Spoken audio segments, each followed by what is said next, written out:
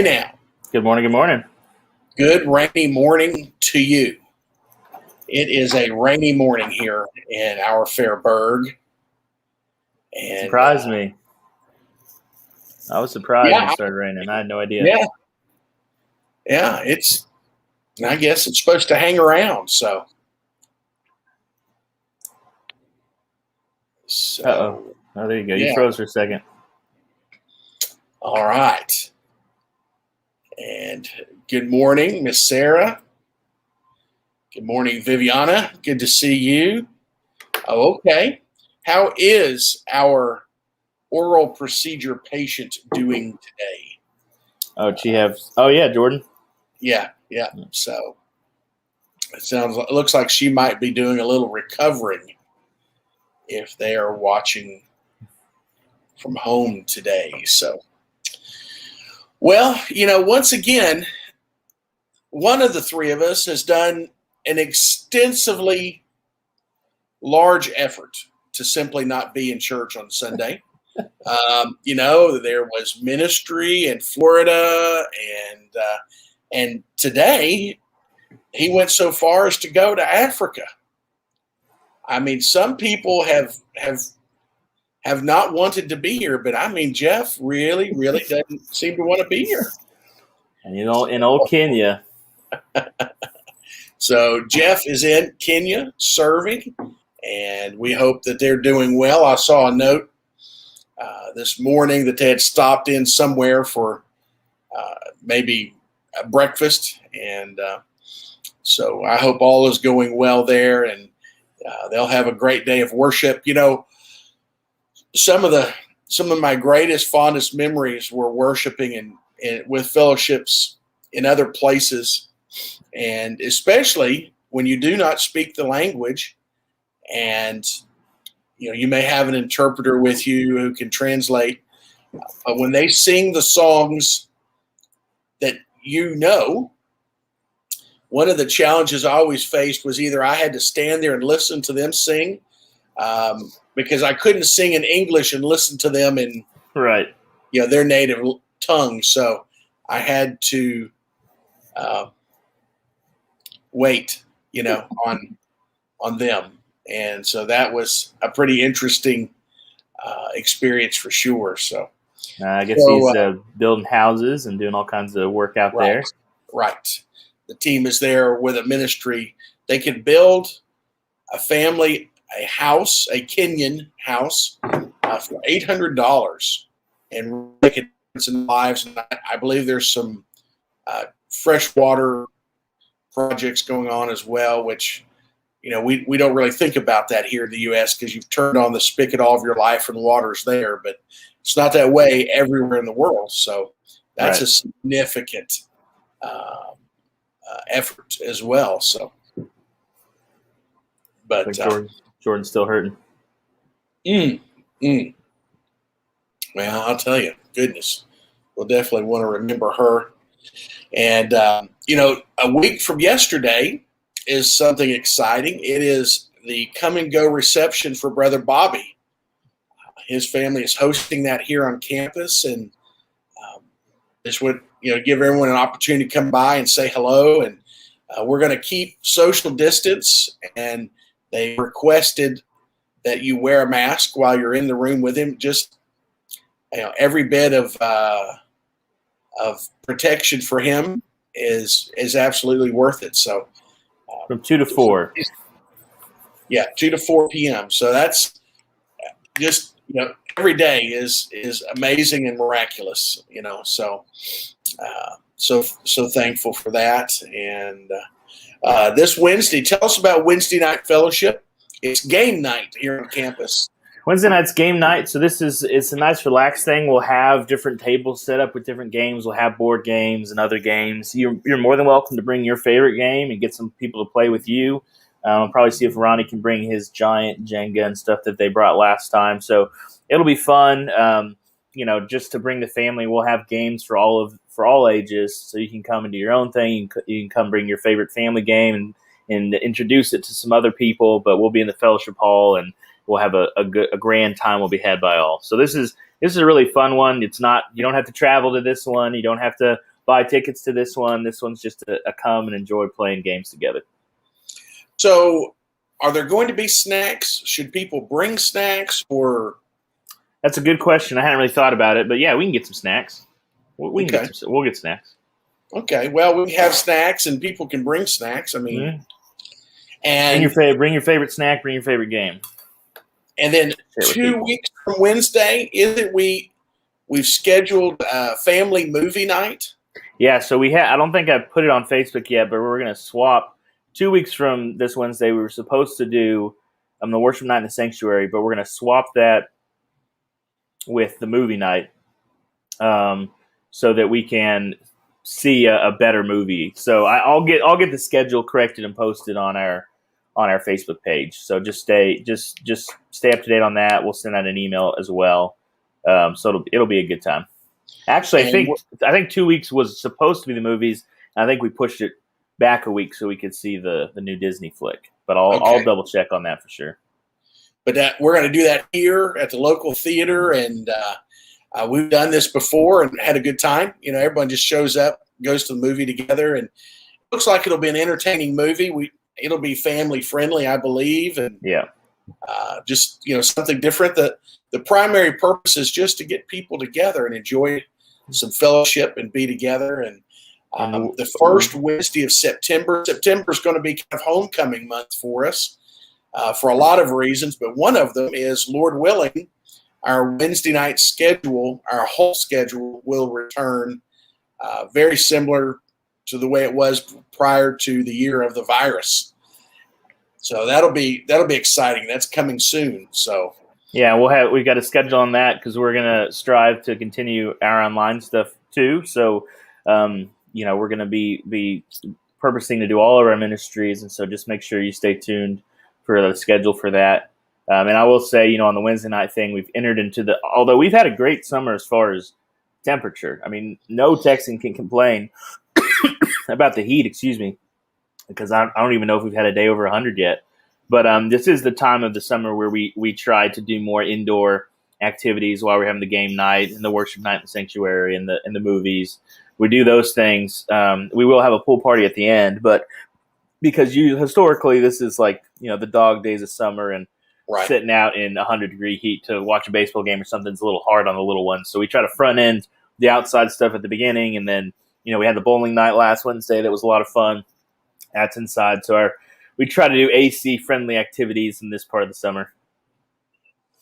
And the Wednesday night schedule for you and I is actually a little more full than it once was, because we will facilitate our online ministry, and then we will also facilitate our in-person ministries. So we'll have a very full Wednesday night schedule, and yours is a little more full than mine because you'll have music on top of that. So it's all good. And we only work 2 days a week anyway. That's right. A lot of hustle. That's right. A lot of hustle. So this is Buddy, by the way. So good morning, Buddy. Oh, hey, good morning, Buddy. I thought, that Facebook user looks like Buddy. So let's remember Brother Buddy and his bride. She's a little under the weather, and they're working to find answers and comfort for that. So just a lot today, just kind of a lot right now. And then we're on the countdown for my little thing. So your little thing, is that what I'm calling it? Yeah. So your minor surgery. Yeah. The little day surgery. I mean, they do the surgery in a day, So, but just the summer's flying by to me. Like, it really is. I mean, and it's funny because every summer I have this, like, I signed the kids up for summer reading program. We're doing all this stuff. And then it seems like you turn around and there's like a month left, and you go like, we're like 2/3 of the way through summer. They're already talking about back to school, meet the teacher, all that other stuff. And for some reason, the 10 weeks or so of summer, and it also the kind of 5 weeks, after Thanksgiving to New Year's, those 2 parts of the year just seem like they fly by. Mm-hmm. I don't know. They just go by faster than all the rest of them. Well, it just gets worse. I remember when I was younger than I am now, it seemed like the olds would say time flies and it just gets worse. Well, now that I'm closer to their age than yours, I see the wisdom in what they used to say. So Yeah. it, I'm feeling that with CJ. He's going to be a year and a half next month. yeah, time really does fly. And, yesterday I was reminded that, time flies and we don't have a guarantee of how much time that we get. Sure. And so that all the more reminds all of us that we need to be stewards of today, manage what we have. So, I'm going to talk about that here in a couple of minutes, but looking forward to this morning. We're turning our eyes to a different part of our study in Samuel. And I thought I was going to get to a certain spot in my study, but yesterday, after being here and spending time with it, my notes actually expanded. So I don't think I'm going to get as far as I originally thought I would get. But fortunately, no one knows where I thought I was going to get anyway. But we're going to take a deep dive in the tabernacle. We're going to go visit it and look at it and talk about it. And I'm really excited about it. I enjoy these types of things. So yeah, I'm looking forward to it. I enjoy when you do these, and I know how much work is put into them when you're trying to build a more visual lesson like that. It's a lot of work. Yeah. So I'm looking forward to it. And and what's amazing is you dig and I know you're the same way. Is your natural inclination is you dig till you find the bottom. Yeah. And when it comes to something like the tabernacle, there's a lot of space for dig, and but it's going to be good. And I hope folks will join us here in person or here online and grab that digital passport. It's going to be a good trip. Yeah, I love the one when you did the one around Christmas was great. I love that one. Yeah, they're just fun. Oh, when we went to the Nativity. Yeah. It really brings the story to life. These are real people, real places, and real events, and it helps us to understand that if this is real, then the whole of the sum is real and truthful, and it should encourage us. Yeah, it really should. It's not just words on a page or story, real places. And sometimes it's tough, even though we know that consciously. Sometimes it's tough to kind of, I don't know, have that perspective when you don't have this, because you just hear words like nativity or tabernacle or temple. And if you have no picture, at least for me, I know some people may not be, but if I don't have a corresponding picture in my head of that, then I have no frame of reference. Like I just kind of have to imagine whatever I'm going to imagine. That's really nice when there's, when you actually can have an actual frame of reference and a picture in your mind when you talk about the tabernacle or the temple and the courts and all that. It's helpful to know that, I think, at least for me. Well, it gives you the ability to drive a stake in the ground and go, here is a true and trustworthy thing. And that's the beautiful thing about God's word, is its compilation truly is miraculous. The sources, what it shares with us, sometimes what it doesn't share with us, and the dovetailing of information, never a conflict, always a complement. And to see truths that thread through hundreds and thousands of years is absolutely incredible. Yeah. And to believe it takes an act of faith, well, that's true. To deny it, I think, takes even greater faith. But you got to have faith. That's easy for me. I'm going to head out. Let you get to it. Yes, I can see them lighting torches waiting for you in the worship center. So I'll see you later. We'll see you soon. Well, good morning. I guess you've guessed that I am your online instructor this morning, and it's good to be with you. A rainy day here in the neighborhood, and I remember my grandmother telling me that when it rained, she could feel it in her bones, and I could say today I believe her. A little on the discomforting side today, but it's okay. The Lord is good, and and I'm here and I get to do what I love to do, and everything else will just take care of itself, right?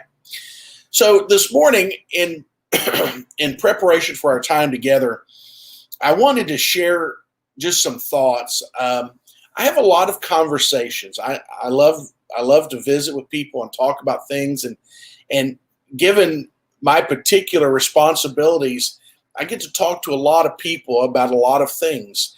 And sometimes they can be fun and almost borderline ridiculous. Other times they can be dead serious and all points in between. Well, yesterday, or actually Friday, I received a message from a dear friend of mine and asking me if I could meet with him. He had unexpectedly lost a friend, a son type figure in his life, a roommate, a work partner at the ripe young age of 31. And it was difficult for him. I mean, you can only imagine. And he asked if there was some way I could, be with him. And to be invited to be a part of someone's life in the midst of their struggle is one of the greatest compliments you can be paid, because everybody, everybody might want you there for the celebration. But when it gets hard and uncertain and painful, that circle can get very, very small. But I was invited, and it was my privilege to be a part and to encourage him in the Lord. But it reminded me of life, the importance of life, the uncertainty of life. And so I want to take our time together today to look at a few key steps we can take to get more out of the life that we have. Now, what's interesting is in our culture, so many people bank on the future time to be their happiest time. And I'm not saying today that we shouldn't think of the future or invest in the future or plan for the future. But what I will say is we can't live in the future, because the Bible tells us, behold, today is the day. This is the day the Lord has made. We'll rejoice and be glad in it. We can fail in putting so much time and energy and delayed gratification, in the future, that we miss out on today, on top of there's no guarantee that we'll reach that time in our life that we've put so many eggs into that basket. So today, excuse me, it's always something, isn't it? So today I want to take just a minute and look at a few pointers. And this isn't high thought, it's just my thought. And I hope it might encourage you. I don't know where you may be in life, and maybe this is just for you. The first thing that we can do if we want to get more out of life is recognize that it's a gift.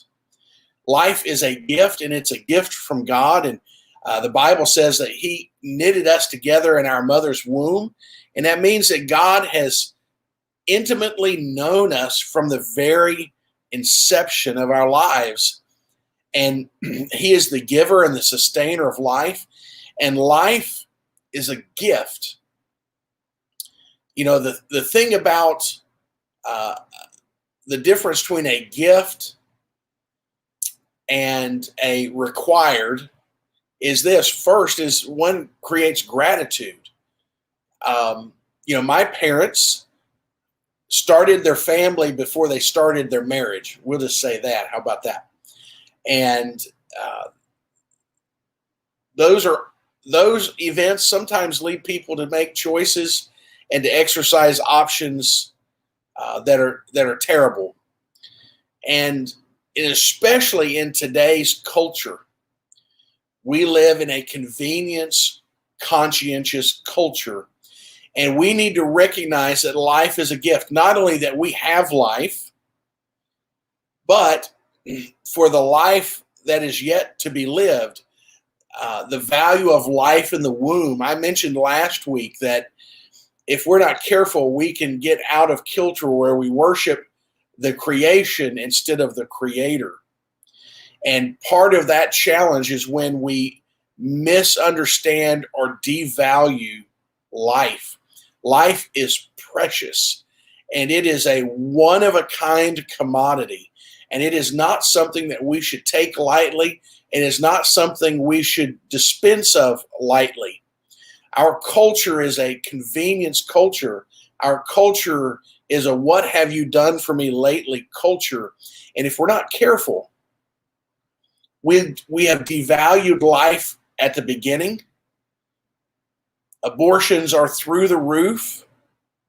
These wonderful, precious, one-of-a-kind lives that will never have the opportunity to be expressed in our culture, or the back end of life where the question is, what value are you? You're more of a cost than a addition. What a terrible thing. But we as a civilization right now are wrestling with the value of life. Look at the criminality that's on the uptick. Look at the murder rate in some of our cities. Do you know what that is? Well, first and foremost, it's sin. Secondly, is we have to remind and revalue life.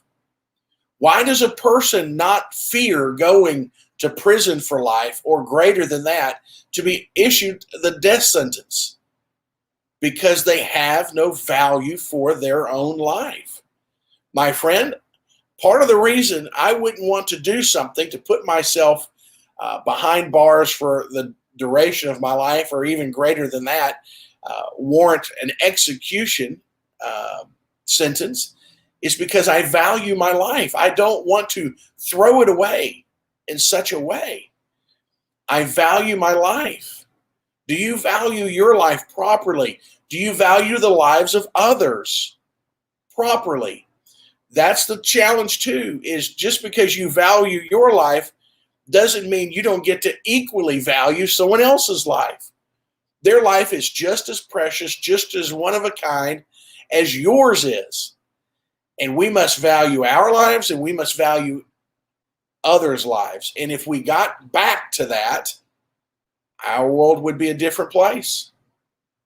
And it would be a better place. Secondly, we value life. Good morning, Miss Susan. Thank you for being here from the great state of Arkansas. Secondly is don't worry about tomorrow. Now, this is far easier said than done, isn't it? Don't worry about tomorrow. How do we even begin to do that? Because tomorrow can have a whole lot of things in it. I mentioned earlier, and you know, that a little over 4 weeks of tomorrows will take me to a significant event in my life, a surgery and a hip replacement and all that will entail. And how do I keep from worrying about tomorrow? Because if I'm being authentic, if I don't maintain my thoughts and manage my thoughts, I can get lost in the what ifs of tomorrow, and all just all that entails. I'm not saying that we don't contemplate tomorrow. I'm not saying that we don't plan for tomorrow, but to worry about tomorrow, that worry probably could be a better word of be anxious. The scripture says, don't be anxious about anything. Anxiousness is our contemplation and our circular debate about something that we do not know the answer to. So I can sit here and I can think about that event in my life, and I can become anxious about the process. I can become anxious about what it is going to feel like, all those things. And there's not an answer because I don't know. And there's not necessarily a way I can know. Now, I have been very privileged to be able to visit with people that I know, I love, and I trust, and they have shared their similar experience with me. And can I say this? Their testimony, how about that for a biblical word? Their testimony is an encouragement to me. It really, really is, because they've been there, they've done that, they've got the t-shirt, and I love them, and they trust me, and they love me, and they wouldn't tell me anything that wasn't untrue. And to be able to talk to them and to hear their testimony is an encouragement to me. And so when I find myself drifting into anxiety about tomorrow for that particular event, I go back and I think about what has been told to me. I think about what the scripture says to me, and I begin to redirect my mind to other things. One of them is being thankful. Being thankful that, Lord willing, there's a goal that in time will relieve me of the discomfort that I live with that seems to get worse by the day. I don't know if the Lord is just wanting to make sure that I don't reconsider this. But even in our uncertainty, even in our desire or our default to be anxious about tomorrow, if we focus on it, we control it, even in there, we can find thanks. I am so thankful to have the opportunity that we live in a time.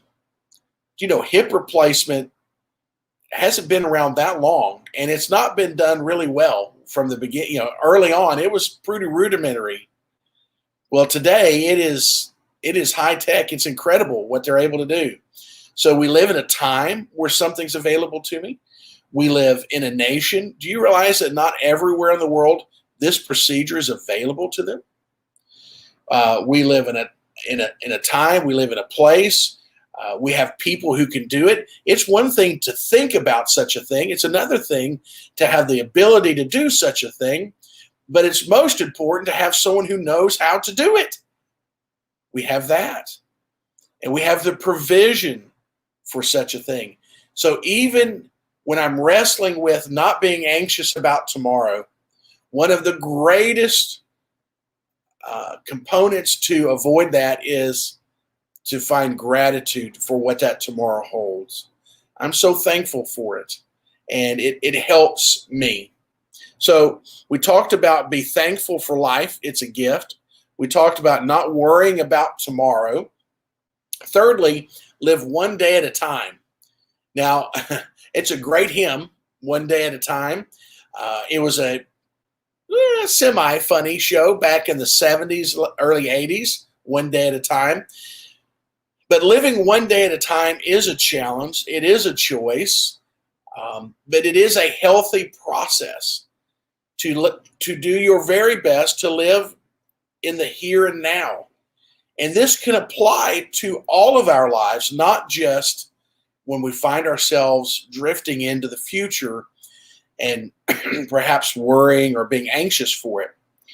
Another thing about living in the here and now is this: being where you are and with whom you're with. Now, you've seen this, and you and I probably have both been a part of this, and I try to do a better job. Let's say you go to an event, a concert, an athletic event, just pick it.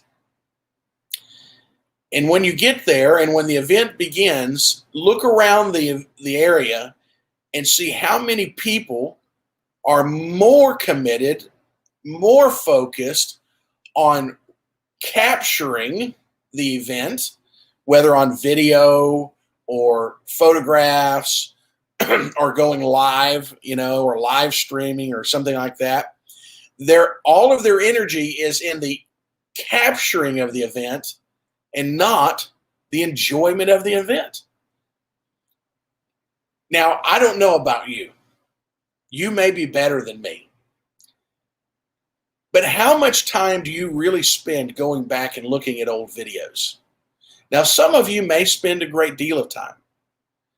But how many of us have spent countless times, once in a lifetime times, of capturing the event for posterity's sake, and that video goes in a computer file, that video tape goes in a box, that CD goes into a sleeve, and it never resurfaces. Here we missed the event in the moment to capture and re-experience that we don't do. And so what have we done? Well, by default, we've robbed ourselves, quite honestly, of the richness of the event.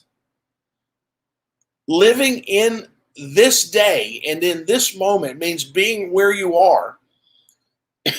Another way that this applies, and this can touch all of us, is being where you are and with whom you're with. We must be very careful that we could be in a room with people, but all of us be completely alone. We get so consumed and so lost in our digital technology of what other people are doing or what we want them to know we're doing that we miss the beauty of what's in the room with us, whether it's our bride, whether it's our groom, whether it's our children, our grandchildren, whether it's our friends and family from church. I mean, whoever it is, how many times have we picked up a digital device to leave the room, maybe not physically, for somewhere else? And what that says, maybe not intentionally, is that that somewhere else is more valuable, more important than what's in the room with us. Now, I don't know about you, but I'm living one life. No dress rehearsals, no curtain calls. And if I'm in a room with you and I'm sharing with you minutes and hours of my one and only life, and you choose to leave me to go somewhere else, what does that say about what you think about me?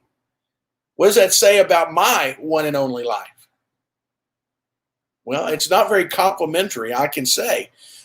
And so just as it's not very complimentary, we absolutely must work to discipline ourselves to live one day at a time, to be where we are and with whom we're with. It's so vitally important.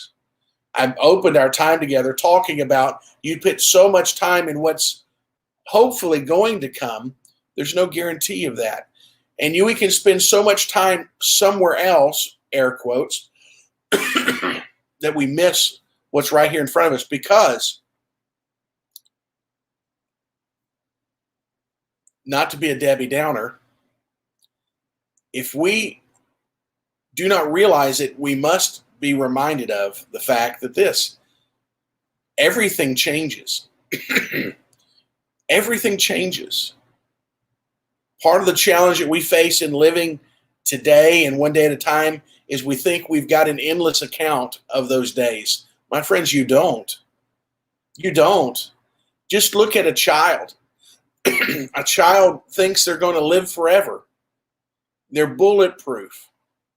And God bless them. But you and I both know that life isn't forever. And we are by far not bulletproof. To live in the here and now, to live one day at a time, means that I'm going to take this, and this is going to be my top priority, and this is going to be what I value. Why? Because I can't go back from where I've come. History is just that, history. I can't go back. And there's no guarantee of a tomorrow. Yesterday, as I was sitting in the service for this 31-year-old young man, I thought to myself where my life was, where I was personally, where I was relationally, where I was as a parent, where I was professionally at 31. Because I really believed for many years of my life I wasn't going to live past 30. It's a long story, but it was my story. And so as I sat and I thought about that, and you think about all of the life and the plans that this 31-year-old young man had with his daughter and his grandmother and his mother and his friends and his coworkers, all of that. But today is the day. This is where we live. I could only hope that he put life into the day and didn't put so much out in front of him that he missed out on today. So we have to live one day at a time, and I just kind of touched on my next point is we can't live in the past. Now, the rearview mirror of life is a good thing. I use this illustration, and I'll use it again because it's really good. Do you know why the rearview mirror in your car is proportionally a great deal smaller than the front windshield? Because you're not going that way. The rearview mirror has its purpose, it has its value, but you're not going backwards for long periods of time. You're not going to stay there. And that's for us as well. Now, life, man, life can scuff us up. It can scar us, like this scar underneath my chin from that car accident all those years ago. Life can leave its mark on us, absolutely. Physically, emotionally, psychologically, absolutely. And you know what? Not everything in our history is golden. Not everything in our history is Hallmark Channel. And I get it. You know why? Because I've got it. And I know that you've got it too. And when we look in the rearview mirror of life, we can see those things. We can be reminded of those things. But we also can see and be reminded of the provision of God, the protection of God, the promises of God. We cannot live in yesterday, in part because we can't go back there. But secondly, today's the day. Today's a better day, can be a better day. Tomorrow could be a better day.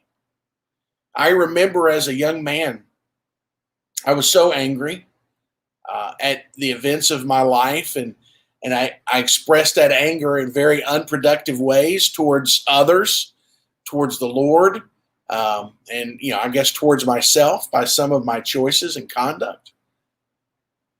Because I kept living in the past.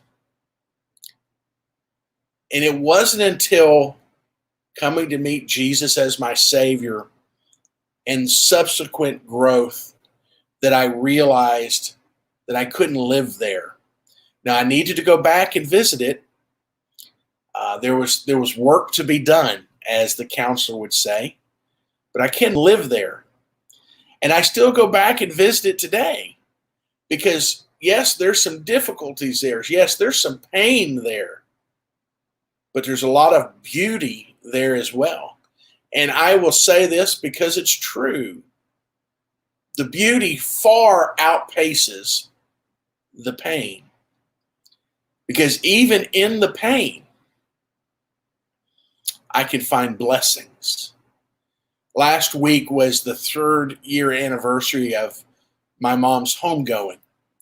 And, it's painful. It's painful. But, there's blessings. And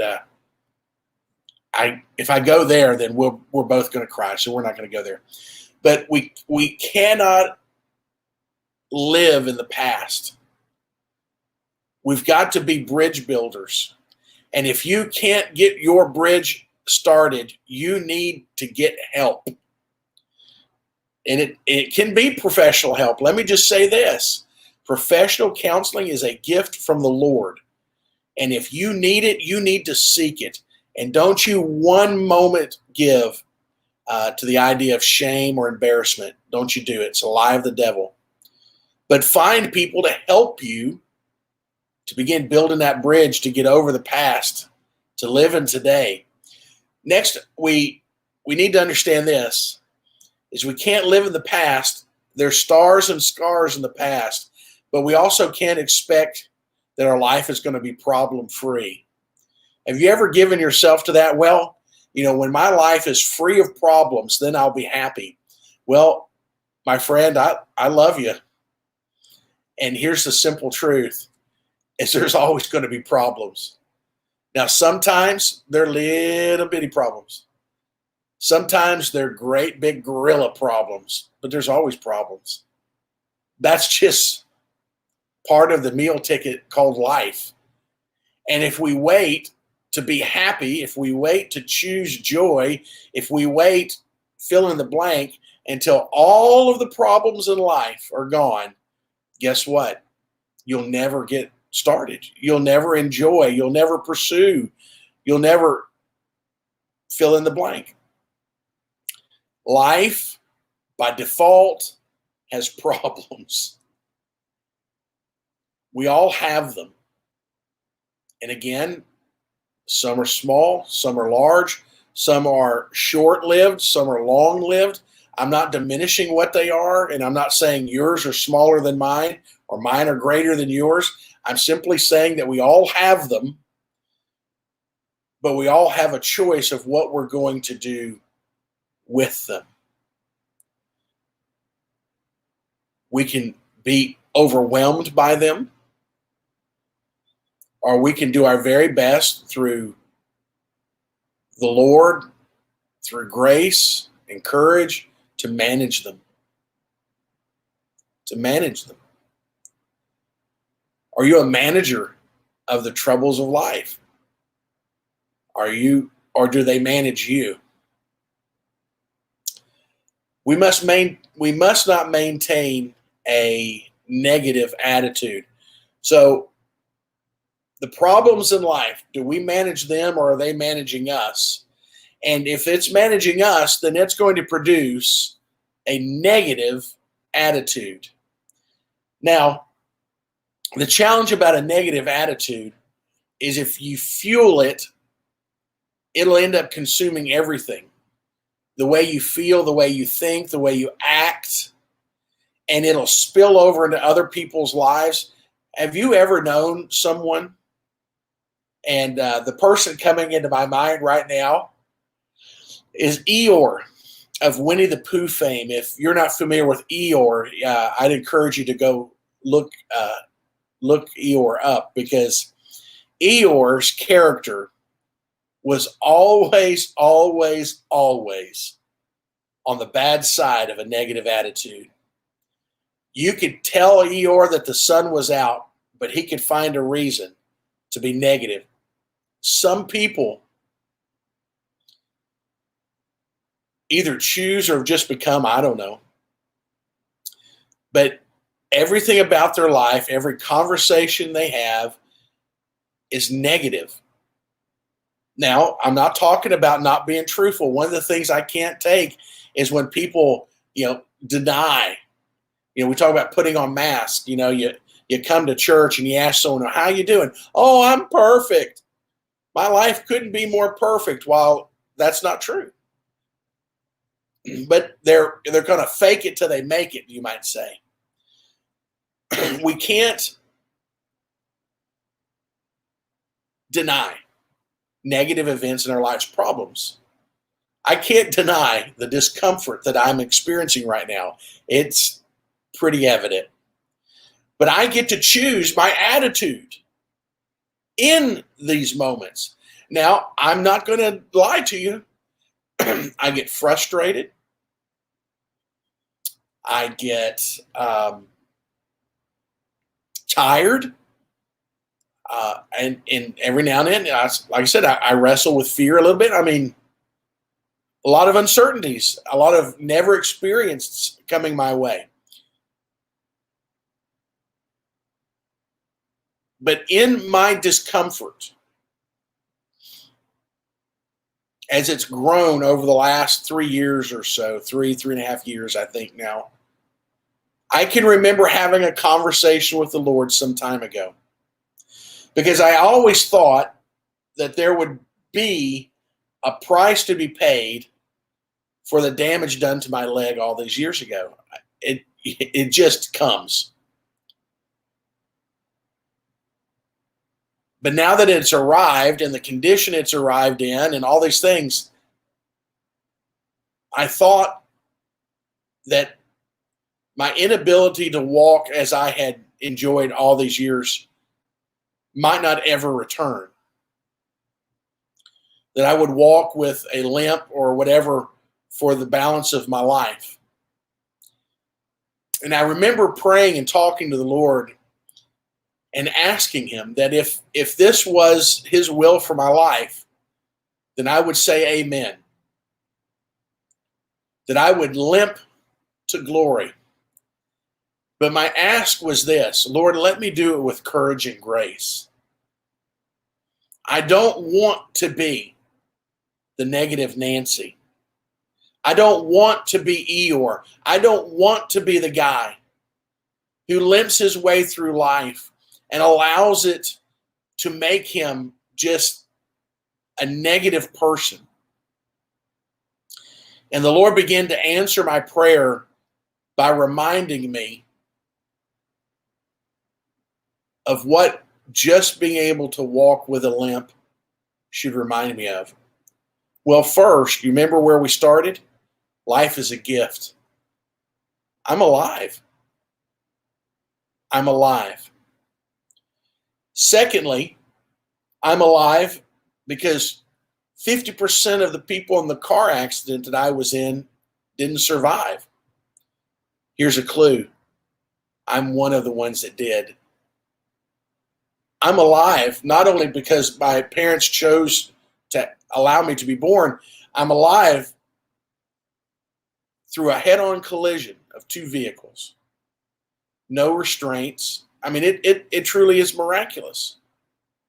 I'm alive.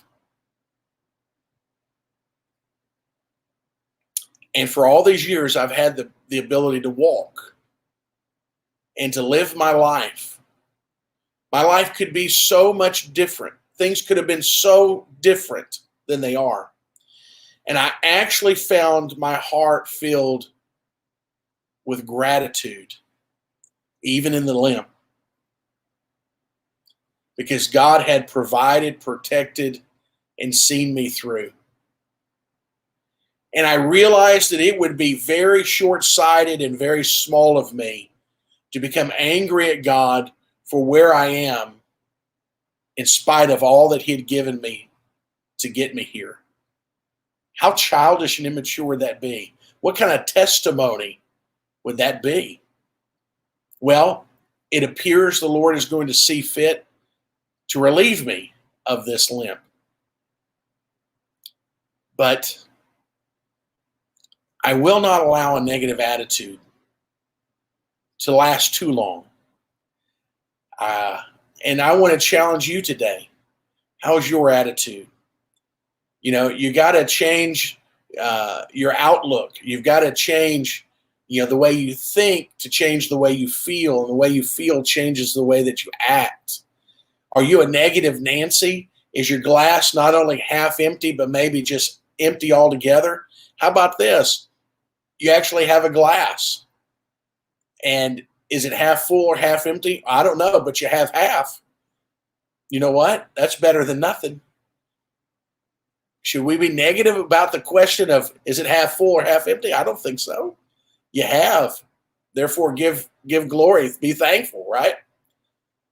But you must change your attitude. How's your attitude?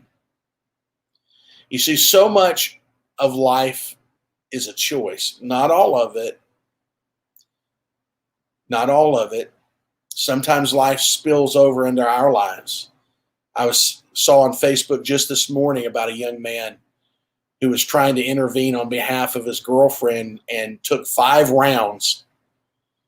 And thank God he's alive. And the injuries he has will be repairable. But what a terrible thing to fall into his life. Now, the choice this young man will have is this. Will this experience make him bitter or will it make him better? Only he'll get to choose the outcome of that. But today, I thank God that he's alive. I pray that those who would do such heinous acts of barbarism would be held into account.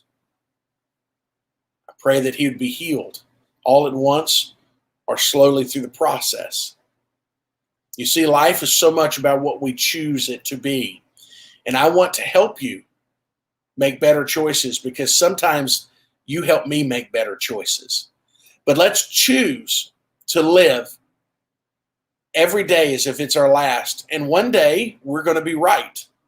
Imagine if we lived every day thinking this could be the last day. What would we do? What would we not do? What would we say? Whom would we forgive? Who would we seek forgiveness from? What would we pick up? What would we lay down? Live every day if it's at your last, and one day you'll be right. Words of wisdom that are not unique to me.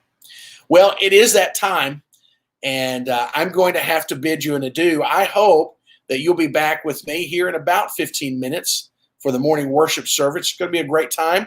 We're going to begin a deep dive into the ministry of the high priest and into the tabernacle. We are going to do a virtual tour of the Old Testament tabernacle. You'll see it and you'll understand it, perhaps in a way that you never have before. So grab that virtual passport and meet me here in 15 minutes, and we'll go on a journey together. Until then, be well and be blessed.